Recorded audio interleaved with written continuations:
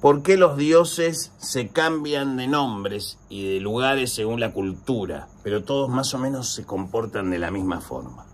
¿Son todos la misma entidad? Todos cumplen la misma función de la entidad que representan. Sea San Cayetano o sea Baralodé. Van a ejecutar esa función y esa representación de transformación en la vida de las personas para bien, de una manera, en una radiación y en una vibración en particular. Eso sí va a suceder, claro que sí. Máscaras deíficas, máscaras divinas, es decir, es como que los dioses se ponen caretas según la cultura, pero siempre cumplen el mismo rol.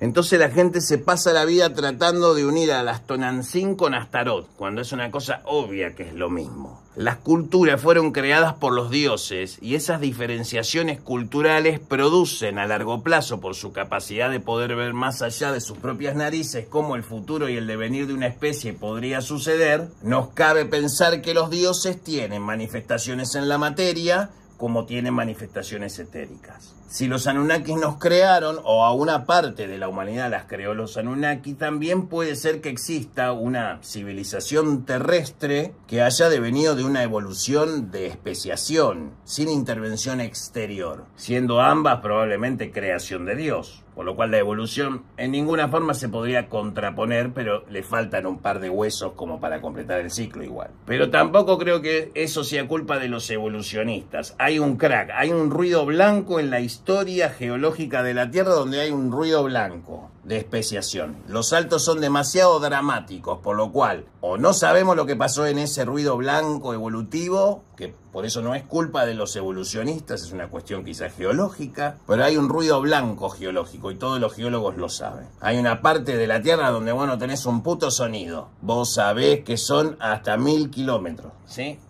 Esas cosas son así. Entonces no sabes si adentro de la Tierra no evolucionó otra especie y se desarrolló muchísimo mejor que nosotros por estar en un planeta hueco. La Tierra plana no me asustaría tanto como un planeta hueco. Por eso la doctrina unificada es una religión mágica para los habitantes de la superficie. Y escuche bien lo que dije, habitantes.